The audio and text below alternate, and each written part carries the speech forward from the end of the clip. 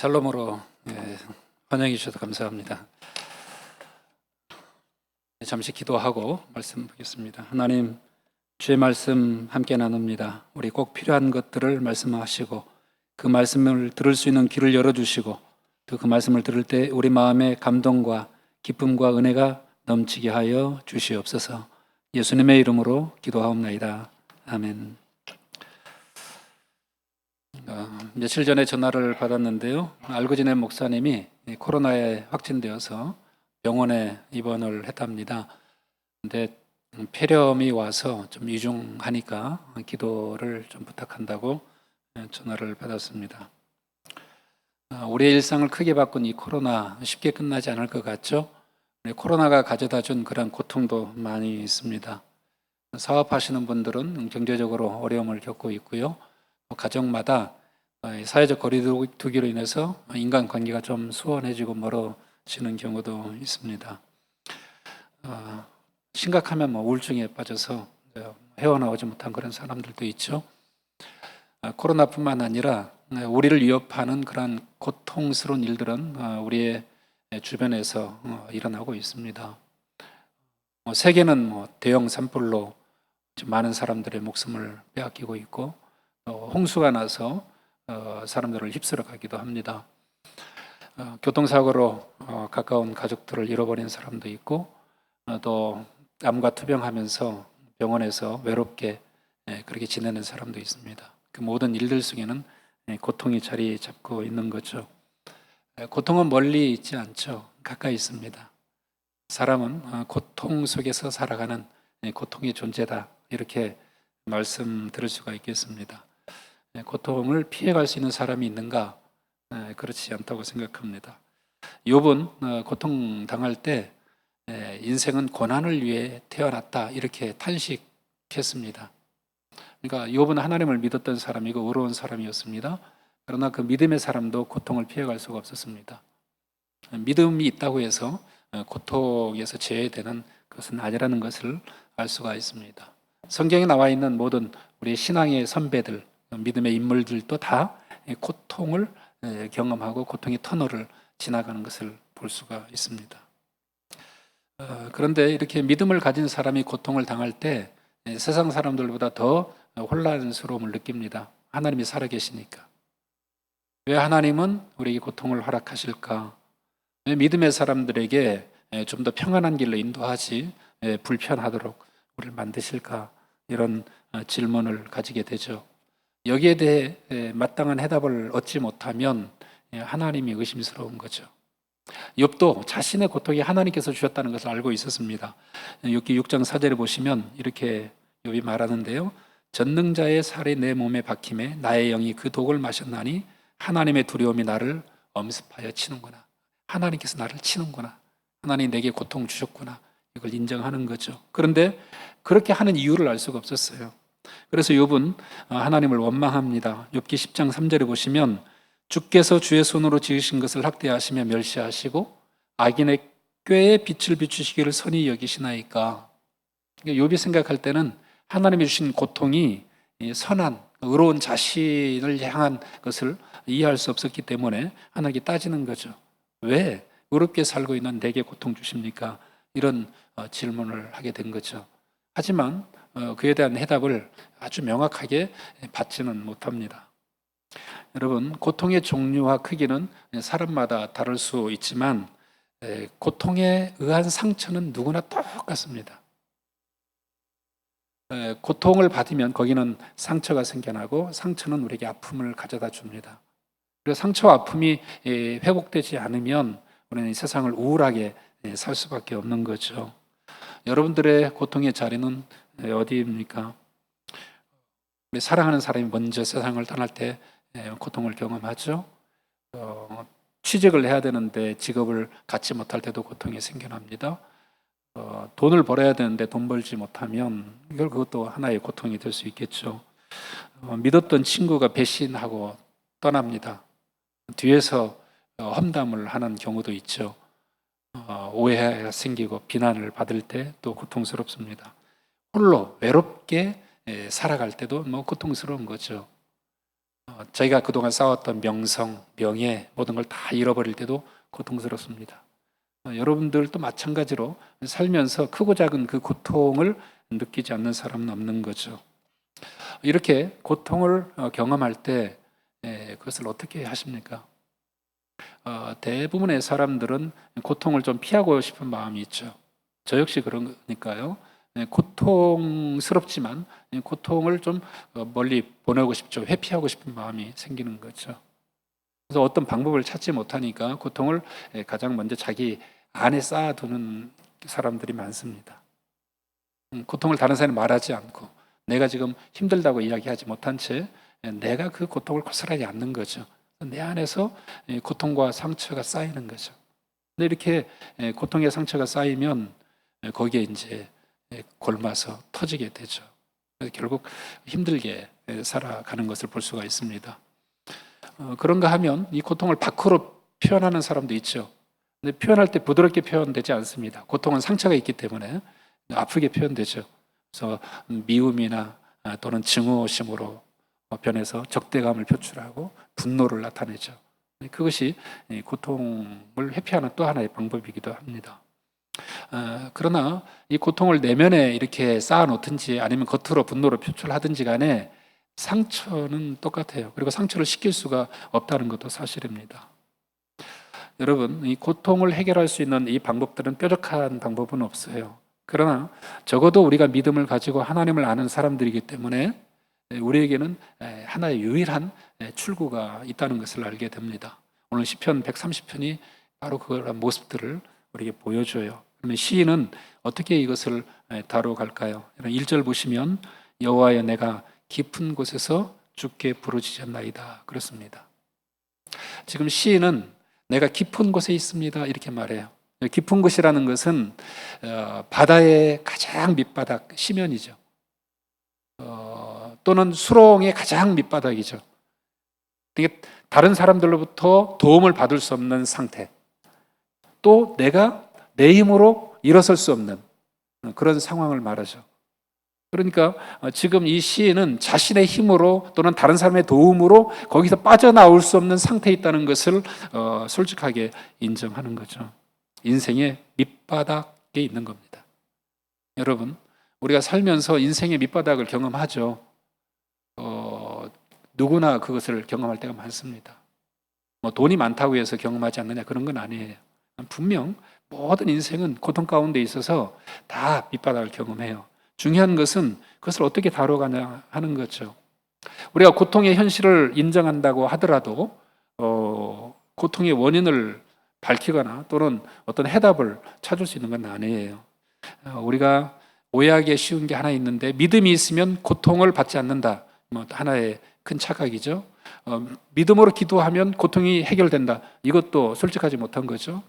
우리가 믿음을 가지고 기도하고 있어도 여전히 우리 안에 있는 고통은 고통이고 그로 인한 상처는 받습니다. 아픈 건 아픈 거예요. 그러면 우리가 믿음과 기도가 우리에 필요한 이유가 있겠죠. 어떻게 하면 좋습니까? 성경은 고통의 상처를 응급처치한다고 해서 금방 낫는다고 말하지 않습니다. 남편을 잃은 그 아내의 그 고통을 어떻게 쉽게 치유할 수 있어요? 자녀를 먼저 떠나보냈는데 어떻게 마음이 편할 수 있겠습니까?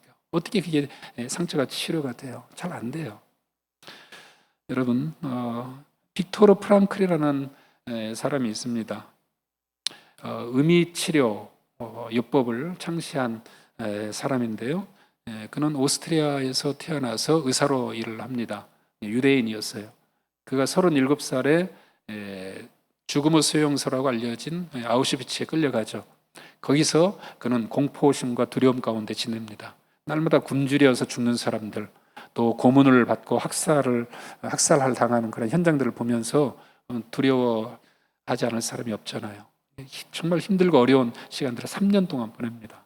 거기에서 나온 후에 그가 죽음의 수용소라는 책을 써서 그 고통을 사람들에게 알려주는데요. 그가 말한 구절이 있습니다. 고통에는 의미가 있다는 거죠. 고통에 의미가 없는 고통은 없다는 거예요. 그래서 고통에서 의미를 찾으면 그 고통은 더 이상 고통이 아니라고 이야기합니다. 그러니까 고통이 없을 수는 없지만 고통의 의미를 바르게 찾아가면 그 고통은 더 이상 내게 힘을 발휘할 수 없다는 거죠. 그래서 우리가 그 고통을 어떻게 그럼 다뤄갈 수 있느냐. 오늘 시인은 그것을 2절에서 우리에게 알려줍니다. 주여 내 소리를 들으시며 나의 부르짖는 소리에 귀를 기울이소서. 내 소리를 들어주소서. 내가 지금 부르짖고 있지 않습니까? 내가 깊은 곳에 있습니다. 내가 혼자서 빠져나올 수 없습니다. 누군가의 도움이 필요합니다. 하나님 도와주세요. 나는 지금 감당할 수 없는 고통 속에 있습니다. 도와주세요. 이렇게 기도하는 거죠. 여러분, 믿음의 사람들은 고통을 하나님께 가지고 내어놓고 기도할 때 거기서 의미를 발견하기 시작합니다. 세상 사람들은 그것을 알지 못하니까 자기의 방식대로 풀어가겠죠. 그러나 적어도 하나님을 알고 있는 우리들은 그 고통의 문제를 하나님 앞에 내어놓아야 한다는 것을 알고 있습니다. 하나님께 기도하는 순간 고통은 하나님께 나아가는 길이 될 수 있는 거죠. 우리가 고통 가운데서 하나님 앞에 무릎을 꿇는 순간 하나님의 손길을 느낄 수 있는 그런 계기가 될 수 있는 거죠. 그리고 상처를 치유하는 치유의 문으로 들어갈 수 있습니다. 고통을 다루가시는 그 하나님의 손길 우리는 느끼지 못할 때가 많거든요. 그런데 정말 고통 속에서 기도하기 시작하면 하나님이 왜 나를 이렇게 이끌어 가시는지를 어렴풋하게나마 우리가 알 수가 있습니다. 여러분, 요나는 하나님의 말씀에 불순종했습니다. 멀리 도망을 가죠. 도망가다가 물고기 뱃속에 들어갑니다. 물고기 뱃속은 캄캄하잖아요. 저도 한 번도 들어가 본 적이 없어서 어떤지를 모르겠어요. 그러나 막막하고 적막하고 정말 캄캄한 곧 죽음의 자리였던 것은 분명합니다. 그 죽음의 환경에서 요나는 이렇게 기도를 하죠. 요나서 2장 2절 보시면 내가 받는 고난으로 말미암아 여호와께 아뢰었더니 주께서 내게 대답하셨고 내가 스오로 뱃속에서 부르짖었더니 주께서 내 음성을 들으셨나이다. 적어도 요나는 그 고통의 환경에서 하나님께 기도하면서 하나님의 음성을 듣습니다. 그리고 하나님께 그 기도를 했더니 하나님이 들어주셨다고 이야기합니다. 그리고 그 뱃속에서 이제 구원을 받게 되죠. 여러분, 우리가 살면서 하나님을 알고 있지만 또 믿고 있지만 내 인생의 주인이 나로 생각할 한때가 많습니다.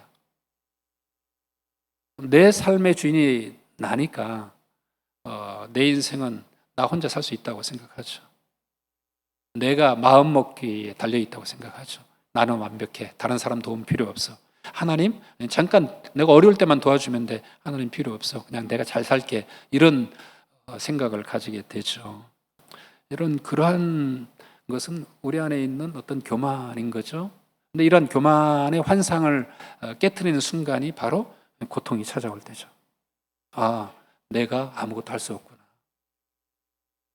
난 내 힘으로, 내 지식으로, 내 기술로, 내 능력으로 살아가는 줄 알았는데 그렇게 할 수 없다는 그 순간을 깨닫는 것이 바로 고통의 순간인 거죠.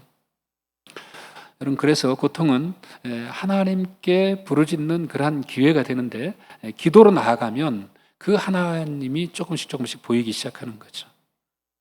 욥은 고통을 당했습니다. 왜 당하는지 모르지만 나중에 자신의 무지를 하나님 앞에 회개해요. 회개하면서 이런 고백을 합니다. 욥기 42장 5절에 내가 주께 대하여 귀로 듣기만 하였사오나 이제는 눈으로 주를 봅니다. 귀로 들었던 하나님이 이제 눈으로 보인다는 거예요. 왜? 고통 후에 이것을 느낍니다. 여러분, 기도할 때 고통의 현실에 머물러 있는 우리 자신을 자각하게 되는 거죠. 우리가 고통을 당하면 고통 그 자체에 우리가 함몰되어 가거든요. 고통의 문제만 내 문제라고 생각을 하죠. 거기서 그냥 고통의 문제에 내 마음을 다 뺏기는 거죠. 내가 상처받고 내가 아프니까 그냥 나만 중요하게 되는 거죠. 그러니까 결국 이 고통 속에서 우리의 자신에게 몰두하게 되어 있습니다. 그런데 이 고통을 경험한 후에 욥은 이제 내가 하나님을 눈으로 봅니다. 이렇게 고백을 하죠.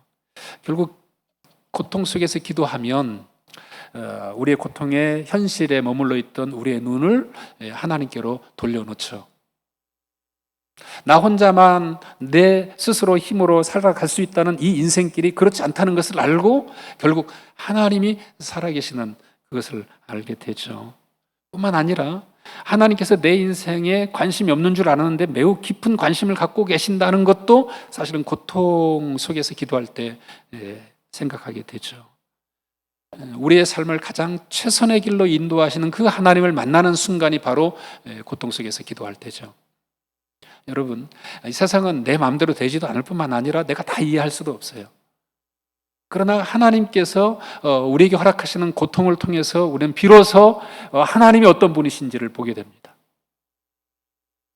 하나님이 나를 왜 이 세상에 보내셨는지, 그리고 왜 내게 그런 고통 속에서 나를 이끌어 가시는지 좀 알게 되는 거죠. 왜 그렇습니까? 하나님은 인격적인 관계를 원하시는 그런 하나님이시기 때문에 그렇습니다. 우리가 하나님을 믿는 이유는 출세하기 위해서가 아니죠. 성공하기 위해서는 더더욱 아닙니다. 우리가 부자가 되기 위해서, 행복하기 위해서 하나님 믿는 것 아니죠.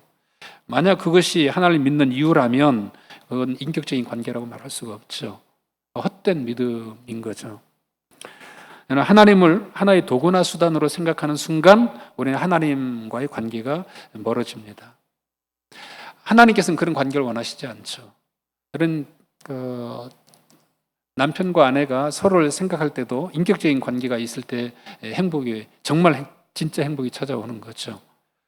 남편은 아내를 요리해주고 청소해주고 빨래해주는 존재로 인식하면 행복할 수가 없잖아요.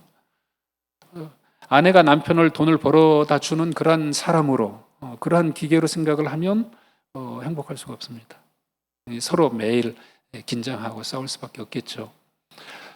결국 두 사람이 정말 인격적인 관계를 맺는 것은 사랑의 관계 속에서만 가능한 거죠. 진짜 사랑하는 거죠. 자신을 다 내어주어도 아깝지 않은 그런 관계, 그런 관계를 하나님이 우리에게 원하시는 거죠. 그 관계를 원하신다면 그런 고통이 왜 우리에게 찾아올까? 여러분, 하나님은 우리에게 고통의 순간에 하나님을 신뢰하기를 원하시죠. 하나님을 정말 믿기를 원하시는 거죠. 하나님을 신뢰하지 않으면 우리가 그 고통 속에서 하나님을 어떻게 더 찾아갈 수 있겠습니까? 하나님을 믿지 않으면 우리가 어떻게 하나님께 기도할 수 있겠습니까? 그런데 하나님을 이렇게 인격적으로 신뢰하는 관계를 방해하는 요소가 있습니다. 우리가 잘 아는 대로 그것은 죄이죠. 죄는 하나님과 우리 사이를 멀게 할 뿐만 아니라 우리가 하나님 앞으로 다시 돌아오는 것을 방해하는 요소가 되기도 합니다. 우리가 죄를 지면 하나님께서 멀어져요. 하나님과 관계 파괴시키잖아요. 그런데 그 죄 때문에 하나님께 다시 돌아올 수가 없어요. 미안하기도 하고 죄송하기도 하고 또 부끄럽기도 하고 그렇잖아요. 마귀는 그것을 이용하죠. 하나님의 백성이 죄 가운데 있으면 다시 하나님께로 돌아오기 어렵도록 마귀는 우리에게 죄책감을 심어주고 때로는 거기에 두려움을 가져다주고 수치심을 가져다주는 거죠. 여러분, 바로 이때 필요한 게 뭡니까? 바로 이 순간에 필요한 것, 곧 우리가 비록 죄 가운데 살고 있지만 죄 가운데 다시 돌아서서 하나님께로 돌아올 수 있도록 할 수 있는 그 힘이 어디에 있을까요? 여러분, 우리 먼저 우리 자신이 죄인이라는 사실을 인정해야 합니다. 시인도 그랬습니다. 3절에 보시면 여호와여 주께서 죄악을 지켜보실 텐데 주여 누가 서리이까 그랬습니다. 지켜본다는 것은 기록한다는 거예요. 하나님이 우리의 삶의 흔적들을 뒤쫓아가면서 무슨 죄를 지었는지 다 기록한다는 거죠. 그렇게 기록하면 누가 하나님 앞에 부끄러워서 설 수 있느냐? 모든 사람은 그렇게 죄 가운데 산다는 거죠. 그런데 이 시인이 거기에 머물러 있지 않고 하나님 앞에서 죄를 용서받을 수 있다는 확신을 가집니다. 4절에 보십시오. 그러나 사유하심이 주께 있으면 주를 경외하게 하려 하심이니라. 하나님, 저는 죄인입니다. 그러나 하나님은 그 죄를 용서하실 수 있는 분이십니다. 이걸 신뢰하는 거죠. 그래야 하나님 앞에 나오지 않습니까? 나는 고통 중에 있습니다. 그러나 하나님은 이 고통 속에서 나를 건지실 것입니다. 이런 신뢰가 있어야 되는 거죠. 내가 고통받는 이유는 알 수 없지만 그러나 이 고통에는 하나님의 계획과 선하심이 담겨 있습니다라는 사실을 신뢰하는 거죠. 하나님을 신뢰하는 거예요. 그래야 이 고통의 문제를 하나씩 해결할 수 있는 길이 열리게 되는 거죠. 여러분, 우리는 고통의 의미를 완전히 이해할 수 없어요. 코로나로 확진되었는데 누구는 치료받고 누구는 세상을 떠나고 알 수가 없잖아요. 산불이 났는데 우리 집만 불태워지고 다른 집은 온전하고 이해할 수 없죠. 고통은 그래서 신비입니다. 고통은 신비로운 거예요. 우리의 눈으로 판단할 수가 없는 거예요. 누가 고통받을 때 그 고통의 원인을 우리가 판단할 수 없어요. 하나님은 아시죠. 우리가 할 수 있는 일은 고통의 원인을 찾아서 분석하는 게 아니라 고통 속에서도 우리와 함께 하시는 하나님을 믿고 의지하고 신뢰하는 거죠. 고통 중에서도 하나님을 신뢰하는지를 하나님이 알기를 원하시는 거죠. 왜? 인격적인 관계 때문에. 진짜 사랑한다면 신뢰할 수 있죠. 우리 자녀들이 잘못해서 가출할 때도 있겠죠. 그런데 정말 아버지와 어머니의 사랑을 신뢰한다면 다시 집으로 돌아오겠죠. 우리가 고통 중에서도 하나님을 끝까지 잃어버리지 않고 신뢰하면 하나님은 그 고통 속에서 담겨주신 하나님의 뜻을 우리에게 알려주시겠죠. 여러분, 저 가운데 사는 우리는 고통의 현실 때문에 하나님 앞에 나아가지 못할 때가 있어요. 그럴 때마다 우리는 우리를 품어주시는 하나님의 사랑을 기억할 필요가 있습니다. 왜 고통이 우리에게 찾아오는 걸까요? 알 수 없어요. 그러나 우리가 고통을 해결할 수 있는 능력자도 아니라는 것을 우리가 인정해야 합니다. 우리는 고통을 해결할 수 없어요. 그냥 고통을 경험하고 그것을 고스란히 느끼고 살아갈 뿐인 거죠. 만약 고통을 우리가 해결할 수 있다면 종교가 필요하겠어요? 보험이 필요하겠습니까? 우리는 해결할 수 없는 거죠. 탕자는 아버지의 재산을 다 모아가지고 가출을 합니다. 멀리 떠나서 허랑방탕해요. 재산 다 탕진합니다. 먹고 살 게 없어요. 돼지가 먹는 열매만 먹고 살 수 있어요. 그는 고통스러웠어요. 당장 생존의 고통이 찾아옵니다. 아버지를 버렸다는 그러한 죄책감도 있지만 당장 먹고 살 수 있는 그런 생존의 고통이 찾아와요. 그래서 부끄럽지만 아버지의 집으로 돌아가요. 그런데 아버지가 돌아온 아들을 물리치지 않고 그 아들을 끌어안습니다. 끌어안고 그를 아들로 다시 인정해줘요. 그때 아들의 고통이 끝나요. 물론 아버지의 고통도 끝났겠죠. 여러분, 고통은 우리 손으로 해결할 수 없어요. 이 고통의 상처, 아픔도 마찬가지입니다. 우리는 그걸 고스란히 안고 갈 뿐이에요. 그러나 그것을 해결하시는 분이 계세요. 하나님이신 거죠. 우리는 기도할 때 하나님이 우리와 함께 아파한다는 것을 알게 됩니다. 하나님 우리의 상처를 모른 척 하시는 분이 아니라는 것을 알게 돼요. 우리는 기도하는 순간에 하나님께서 이 고통에 하나님의 뜻을 담아두었다는 것을 알게 됩니다.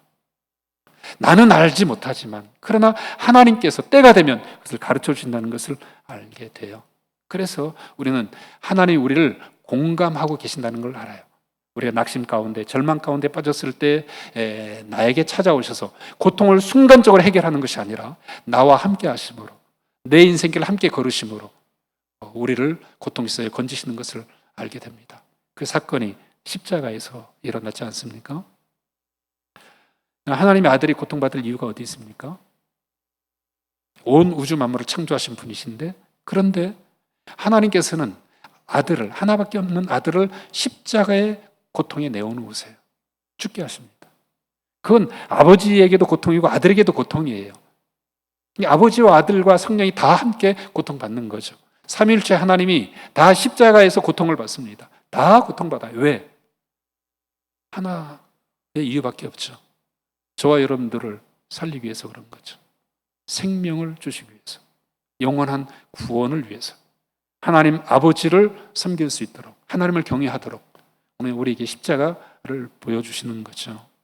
그래서 예수님께서는 참기 어려운 십자가의 고통을 받으셨기 때문에 우리의 고통을 아세요. 내가 얼마나 아파하는지, 내가 얼마나 상처 속에서 괴로워하는지를 알고 계시죠. 주님께 맡기면 주님이 우리를 위로하실 수 있는 거죠.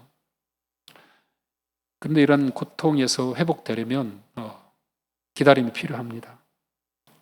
그런 뼈가 다쳐서 병원에 가서 깁스하면 회복하는 시간을 기다리겠죠. 그런데 오늘 시인이 기다리는 것은 그러한 기다림과 좀 달라요. 오늘 5절 6절 한번 같이 한번 읽어보겠습니다. 시작. 나 곧 내 영혼은 여호와를 기다리며 나는 주의 말씀을 바라는도다. 파수꾼이 아침을 기다림보다 내 영혼이 주를 더 기다리나니 참으로 파수꾼이 아침을 기다림보다 더하도다. 기다린다고 했어요. 하나님을 기다려요. 기다린다는 표현은 시간을 기다리는 의미가 아니고 하나님을 바라본다는 의미예요. 하나님을 소망한다는 거죠. 하나님이 나타나시기를 기다리는 거죠. 하나님께 소망을 두는 겁니다. 여호와를 앙망하면 새 힘을 얻는다, 이런 표현처럼 똑같은 단어가 사용됩니다. 하나님을 앙망했더니 하나님을 사모했다는 거죠. 여호와를 앙망하는 거예요. 왜 그렇습니까? 오늘 그 이유를 오늘 본문에서 밝혀줘요. 하나님을 기다리는데 파수꾼처럼 기다린다는 표현이에요. 아마 여러분들은 밤새도록 어떤 성을 지키는 그런 보초 경계 근무를 서보신 분이 있을지 모르겠어요. 적들이 침략하지 못하도록 경계하는 임무를 갖죠. 그런데 그건 하나의 임무의 목적이죠. 그런데 파수꾼이 정말 원하는 것은 아침이 오는 거예요. 왜? 밤새도록 그것을 지키느라 너무나 피곤하고 힘들고 어려우니까 빨리 그 일을 놓고 집으로 돌아가야 되잖아요. 이 평안을 얻기 위해서 아침을 기다리는 거죠. 근데 시인이 아침을 기다리는 파수꾼보다 하나님을 더 기다린다고 해요. 간절하다는 거죠. 그만큼 간절해요. 하나님이 빨리 왔으면 좋겠다는 생각을 가져요. 그 깊은 데서, 고통의 심연에서 자기가 할 수 없으니까 하나님이 지금 오시면 좋겠습니다. 지금 와주세요. 이런 고백을 담는 거죠. 하나님 볼게요. 하나님 기다릴게요. 하나님 바라볼게요. 이런 고백을 하고 있습니다. 여러분, 하나님의 형상으로 지음받은 사람들은 이 세상 그 어느 것으로도 만족할 수 없습니다. 돈이 많아도, 높은 지위를 얻어도, 세상의 힘을 다 가져도 만족하지 못해요. 이런 성 어거스틴은 하나님을 알기 전에 타락했죠. 그래서 술로 보내고 여자와 함께 쾌락을 즐기고 다 그랬습니다. 그런데 그가 나중에 자기 죄를 깨닫고 회개하고 돌아와서 이런 얘기를 합니다.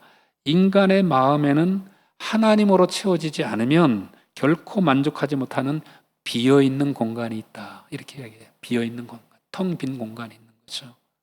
그러니까 왜? 우리가 하나님의 형상으로 지음 받았으니까 세상 것으로는 만족할 수 없는 거죠. 그 공간을 채울 수가 없어요. 이 세상에 어떤 것도 그 마음을 채울 수가 없어요.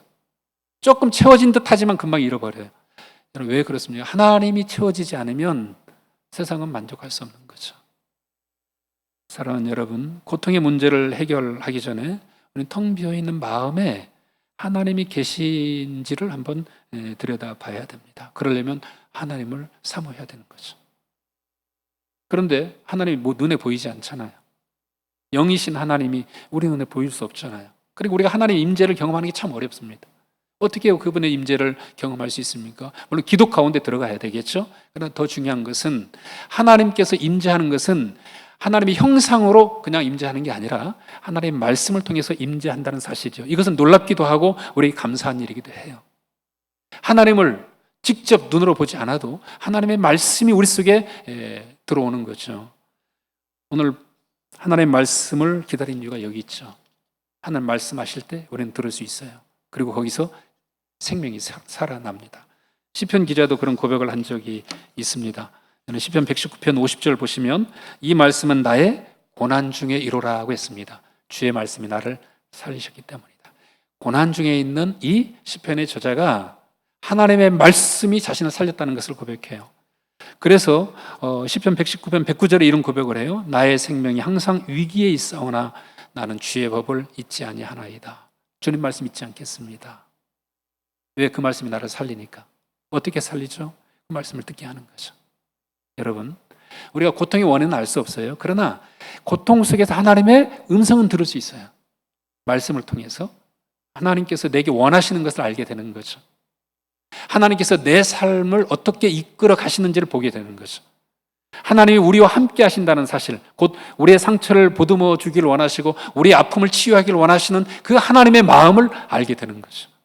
하나님의 말씀을 통해서 하나님을 경험하게 됩니다. 저는 천둥과 번개가 요즘 많이 치잖아요. 갑자기 소나기가 내립니다. 그리고 깜짝 놀라죠. 고통이라는 게 그런 거예요. 우리가 일상생활 속에서는 하나님을 생각하지 않습니다. 그러나 천개와 번둥처럼 고통이 우리에게 찾아올 때는 우리는 깜짝 놀랍니다. 그리고 비로소 우리 자신을 자각하고 우리가 어디쯤 와 있고 어디서 살고 있는지를 보게 되죠. 그리고 거기서 필요한 것이 우리를 지으신 하나님이라는 사실을 알게 됩니다. 고통의 현실들을 어떻게 극복해 가십니까? 오늘 시인은 한 가지를 잊지 않습니다. 그것은 이 고통을 자신이 받고 있다고 해서 자신의 문제라만 인식하지 않아요. 우리가 고통을 받으면 내 문제다, 내가 고통받는 거야, 나는 너무 아파하고 자기 자신에게 이게 함몰되어 가는 경우가 있거든요. 그래서 자기 연민과 자기 동정에서 헤어나오지 못하는 경우가 있습니다. 그러나 시인은 이런 이야기를 합니다. 이런 7절, 8절 보십시오. 이스라엘아 여호와를 바랄지어다. 여호와께서는 인자하심과 풍성한 속량이 있음이라. 그가 이스라엘을 그의 모든 죄악에서 속량하시리로다. 이스라엘 백성아, 나는 하나님 발견했어. 고통 중에서 깊은 데서 하나님께 부르짖고 기도했더니 하나님 내게 말씀하셨어. 그러니 너희들도 우리가 다 함께 하나님 말씀에 귀를 기울여 보자, 이런 얘기죠. 이런 고통을 개인적인 차원에서 끝내면 거긴 사랑이 없죠. 그래서 공동체 안으로 끌어들여오죠. 여러분, 한 손가락이 아프면 열 손가락이 아프게 되지 않습니까? 한 자녀가 아프면 그 가족 구성원이 다 아프죠. 한 사람이 병원에 입원하면 모든 가족들이 애타죠. 그런 것이죠. 고통은 그래서 공동체인 거죠. 고통의 문제는 나 자신의 문제, 한 사람의 문제가 아니라 나와 너의 문제가 되는 거죠. 우리 공동체의 문제가 됩니다. 그래서 우리가 그 공동체 문제로 인식할 때 비로소 고통을 해결할 수 있는 열쇠를 얻게 되는 거죠. 내가 고통받을 때 주님이 나와 함께 하시고 내 곁에 있는 믿음의 사람이 나와 함께 한다는 것을 우리는 알게 되죠. 그러니 고통은 혼자만의 몫이 아니라는 것을 알아야 돼요. 고통은 우리 모두의 몫입니다. 혼자서 해결할 수 없어요. 그러니 고통받는 사람을 보면 도움을 줘야죠. 정말 아파하고 상처 가운데 있는 사람이 있으면 내가 직접 사랑의 손을 펴야 되는 거죠. 그래서 우리가 주님을 바라보도록, 함께 바라보도록 해야 되는 거죠. 여러분들의 깊은 곳은 어디입니까? 혼자서 감당할 수 없는 그런 현실적인 고통의 문제, 저는 알 수 없지만 아마 우리 모두가 다 그런 문제를 안고 살아갈 겁니다. 지금도 고통의 터널 속에서 그 깊은 밤 속에서 신음하는 분들도 많이 계실 거예요. 제가 이곳에 오면서 차를 타고 왔는데 고통의 문제를 생각하다가 왔습니다. 터널이 많더라고요. 근데 터널에 들어오니까 깜깜한데 터널 끝이 보이더라고요. 터널만 나오면 밝은 빛의 세상이 보여졌습니다. 여러분, 고통은 그냥 무한정 계속되는 건 아니에요. 터널의 끝이 있듯이 고통의 끝이 있는 거죠. 중요한 것은 그 고통의 터널을 회피하기보다는 그것을 신뢰를 통해서 그 고통의 터널을 지나가야 되는 거죠. 밤이 깊을수록 아침이 옵니다. 그걸 기다리는 거죠. 고통을 받으면 하나님의 존재 앞에 들어가서 기도하고 무릎을 꿇어야죠. 그리고 하나님 내게 들려주시는 음성을 들어야 되죠. 내가 너를 사랑한다. 네가 죄 가운데 있지만 회개하고 돌아오니 내가 너를 품에 안아 줄 거야. 이런 음성을 들을 수 있는 거죠. 하나님 우리를 치유하십니다. 고통의 문제를 그때 해결하시는 거죠. 하나님 결코 우리에게 고통의 원인에 대해서 말하지는 않아요. 그러나 그 고통 속에서 하나님을 신뢰하도록 우리에게 요구하십니다. 사랑하는 여러분, 그러므로 고통의 문제는 하나님의 손에 맡겨야 돼요. 하나님의 방식대로 해결되도록, 하나님의 시간표에 맞춰서 해결되도록 우리가 해야 될 일은 하나님을 보는 거죠. 그리고 하나님과 깊은 관계 속에 들어가는 거죠. 이게 하나님을 신뢰하는 것입니다. 그때 비로소 우리는 내게 고통이 필요했던 이유를 알게 돼요. 그리고 하나님이 나에게 얼마나 큰 관심을 가지고 계시는지, 나를 얼마나 사랑하는지 알게 됩니다. 고통은 저주가 아니라 축복이라는 사실도 깨닫게 돼요. 하나님은 우리를 괴롭히기 위해서 고통을 주는 게 아닙니다. 하나님 우리에게 궁극적으로 자유와 해방과 구원과 기쁨을 주기 위해서 우리에게 고통을 허락하실 때가 있어요. 그러므로 그날을 우리는 바라봐야 합니다. 시편 126편 5절은 이렇게 고백해요. 눈물을 흘리며 씨를 뿌린 자는 기쁨으로 거두리로다. 기도하겠습니다.